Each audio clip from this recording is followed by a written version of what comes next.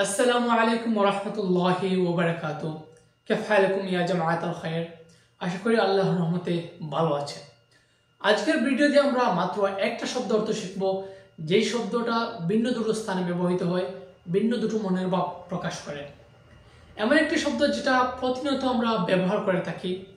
এটা আমাদের প্রত্যেকটা দিনে অন্তত 5 থেকে 10 বার হয়তো ব্যবহার করা প্রয়োজন হয় অনেকের, অথচ আমরা ভুল উচ্চারণ করি, ভুল উচ্চারণে ব্যবহার করি এই শব্দটা।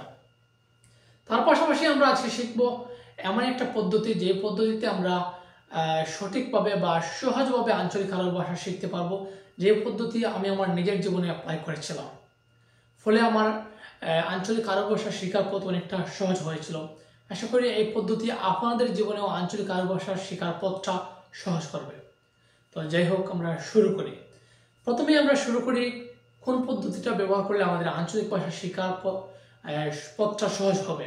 সেটা হচ্ছে, আপনি যখন যে স্থানে থাকবেন, যেথায় যাবেন, আপনি যখনই একটা মাত্র আঞ্চলিক আরবি ভাষা কোনো আরবিয়ানদের মুখ থেকে শুনবেন, তখনই সেটা আপনি কোড করে রাখবেন, লিখে রাখবেন, অথবা স্মরণ রাখার চেষ্টা করবেন।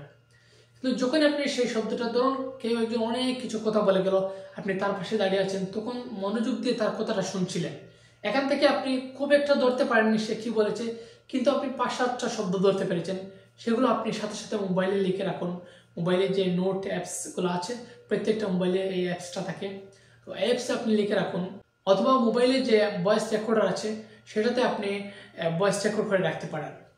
তো তারপর যেহেতু আপনি আরবি শব্দটা বা 5-7টা শব্দ বা একটা শব্দ হোক, যতটা শব্দ হোক আপনি লিখে রাখলেন বা ভয়েস রেকর্ড করে রাখলেন, তারপর এটা শিখবেন কিভাবে সেই পদ্ধতিটা বলে দিচ্ছি।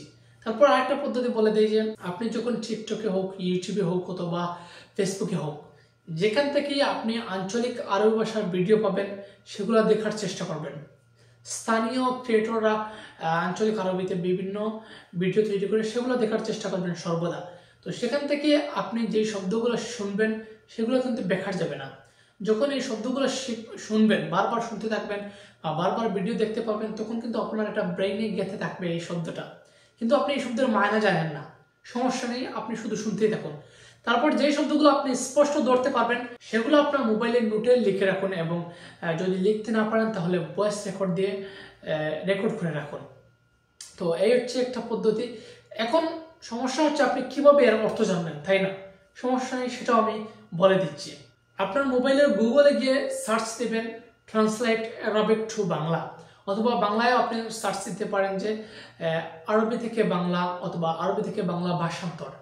এরকম করে সার্চ দেওয়ার পর আপনার সামনে একটা পেজ শো করবে। সেই পেজে আপনি লিখবেন যে আরবিটা আছে, প্রথমে বাম দিকে আরবি থাকবে এবং ডান দিকে বাংলার অপশন থাকবে। আপনারা স্ক্রিনে দেখতে পাচ্ছেন। তো যে স্থানটা আছে উপরে স্থানে আপনি যেটা লিখে রেখেছিলেন বা যেটা রেকর্ড করে রেখেছিলেন, সেটা আপনার যে মোবাইলের ভয়েস সিস্টেম আছে, সেখানে ভয়েস দিয়ে আপনারা যেভাবে ভিডিওতে দেখতে পাচ্ছেন, সেখানে চাপ দিয়ে ধরে রাখবেন।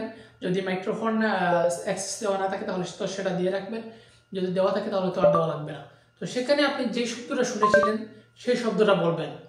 বলার সাথে সাথে কিন্তু আরবি একটা শব্দ শো করবে সেখানে, আপনারা যেভাবে দেখতে পাচ্ছেন। তো সেটা যখন শো করবে, তখন কিন্তু এটার নিচে যে বাংলা অপশনে, সেখানে বাংলা অর্থ দেখাবে। তো আপনি যেটা শুনেছিলেন সেটা যদি শুদ্ধ না হয়, তাহলে কিন্তু আবার সঠিকভাবে আসবে না। কিন্তু আপনি যদি শুদ্ধভাবে না পারেন, একটু ভুল হয়, তবুও সমস্যা নেই। যদি শব্দের কাছাকাছি শব্দ আপনি বলতে পারেন, তাহলে কিন্তু আপনি এখানে শো করবে। ফলে আপনি এখানে ট্রান্সলেট করে এই শব্দটার অর্থ জানতে পারবেন। এই হলো একটা জার্নি। আমি এই জার্নিতে কিন্তু অনেক আরবি শব্দ শিখেছি এভাবেই। তো আমি আরেকটা পদ্ধতি হচ্ছে, আমি যেখানে একটা আরবি শব্দ লেখা দেখেছি এবং আমার পরিচিত মনে হয়েছে, অথবা আমি মনে করেছি এটা আঞ্চলিক ভাষায় ব্যবহৃত হবে, অথবা ব্যবহার হোক না হোক, বিভিন্ন সাইনবোর্ডে আমি শব্দ দেখেছি, সেগুলো আমি লিখে রেখেছি আমার নোটে। তারপরে সেগুলো আমি গুগল থেকে ট্রান্সলেট করে অর্থ জেনে নেওয়ার চেষ্টা করেছি। এবং এভাবেই আমি অনেক শব্দ শিখেছি, অনেক শব্দ যেগুলো কল্পনাও করতে পারবেন না। আপনারা যদি এই পদ্ধতি অ্যাপ্লাই করেন, তাহলে দেখবেন অনেক শব্দ আপনারা শিখতে পেরেছেন।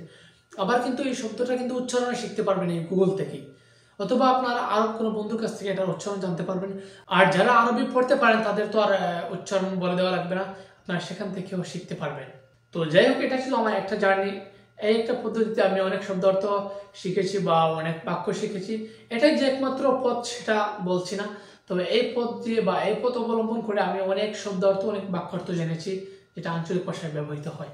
তো যাই হোক, আজকে আমরা সেই আঞ্চলিক যে একটা শব্দের কথা বলেছিলাম সেটা শিখে নিই। সেটা হচ্ছে ইগামা। ইগামা ইগামা অর্থ হচ্ছে পরিচয়পত্র বা যেটাকে বলে বসবাসের অনুমতিপত্র। ইগামা এটা কিন্তু একটা কার্ডের মতো, যেটা প্রশাসন সবাই জানেন। এটাকে অনেকে উচ্চারণ করেন আকামা বা ইকামা, এরকম উচ্চারণ করেন, কিন্তু আরবি উচ্চারণটা হচ্ছে ইগামা। ইগামা। কিন্তু এই ইগামাটা আরেকটা স্থান ব্যবহৃত হয়, সেটা কি জানেন? আশা করি জানেন, তবু বলে দেই। সেটা হচ্ছে নামাজের সময়। নামাজের পূর্বে যে ইকামত দেওয়া হয়, আমরা বাংলায় যেটাকে ইকামত বলি, সেটা হচ্ছে ইগামা। আঞ্চলিক আরবিতে সেটাকে ইগামা উচ্চারণ করা হয়। যদি আপনারা ফুসহা লুগাতে উচ্চারণ করেন তাহলে হবে ইকামা। ইকামা, ইকামাতুস সালাহ, ইকামাতুস সালাহ বা ইগামাতুস সালাহ, এরকম উচ্চারণ করতে পারেন। তো শব্দটা আঞ্চলিক আরবিতে উচ্চারণ হবে ইগামা। একই উচ্চারণ ইগামা, সেটা নামাজের পূর্বে ব্যবহৃত হতে পারে। আবার ইগামা যেটা পরিচয়পত্র বা বসবাসের অনুমতিপত্র, সেটার জন্য ব্যবহার হয়। তো এখন থেকে আপনারা আকামা বা একামা এরকম উচ্চারণ করবেন না আরবিতে। আরবিতে উচ্চারণ করবেন ইগামা। ইগামা। তো যাই হোক, আজকের মতো এখানে। আল্লাহ হাফিজ। লগে তাওয়াক্কুল। মা আসসালাম।